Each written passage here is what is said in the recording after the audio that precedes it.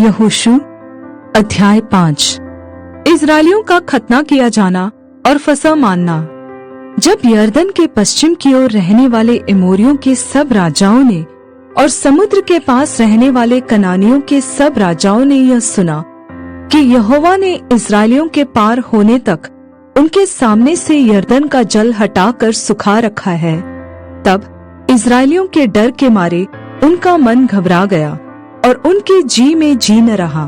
उस समय यहोवा ने यहोशू से कहा, चकमक की छुरियां बनवाकर दूसरी बार इस्राएलियों का खतना करा दे। तब यहोशू ने चकमक की छुरियां बनवाकर खलड़िया नामक टीले पर इस्राएलियों का खतना कराया। और यहोशू ने जो खतना कराया, इसका कारण यह है कि जितने युद्ध के योग्य पुरुष मिस्र से निकले थे, वे सब मिस्र से निकलने पर जंगल के मार्ग में मर गए थे। जो पुरुष मिस्र से निकले थे, उन सब का तो खतना हो चुका था, परंतु जितने उनके मिस्र से निकलने पर जंगल के मार्ग में उत्पन्न हुए, उनमें से किसी का खतना न हुआ था, क्योंकि इस्राएली तो 40 वर्ष तक जंगल में फिरते रहे, जब तक उस सारी जाति के लोग अर्थात जितने युद्ध के योग्य लोग मिस्र से निकले थे, वे नाश न हो गए, क्योंकि उन्होंने यहोवा की न मानी थी। इसलिए यहोवा ने शपथ खाकर उनसे कहा था कि जो देश मैंने तुम्हारे पूर्वजों से शपथ खाकर तुम्हें देने को कहा था और उसमें दूध और मधु की धाराएं बहती हैं, वह देश मैं तुमको नहीं दिखाऊंगा।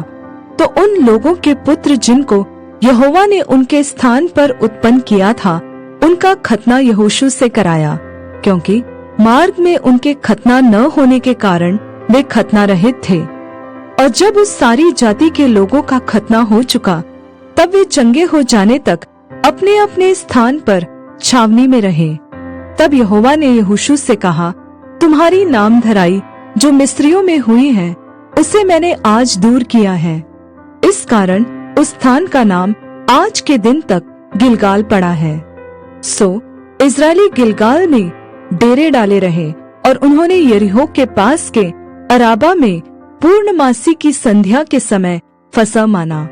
और फसह के दूसरे दिन वे उस देश की उपज में से अख़मीरी रोटी और उसी दिन से भुना हुआ दाना भी खाने लगे। और जिस दिन वे उस देश की उपज में से खाने लगे, उसी दिन सवेरे को मन्ना बंद हो गया और इस्राएलियों को आगे फिर कभी मन्ना न मिला, परंतु उस वर्ष उन्होंने कनान देश की उपज में से खाया।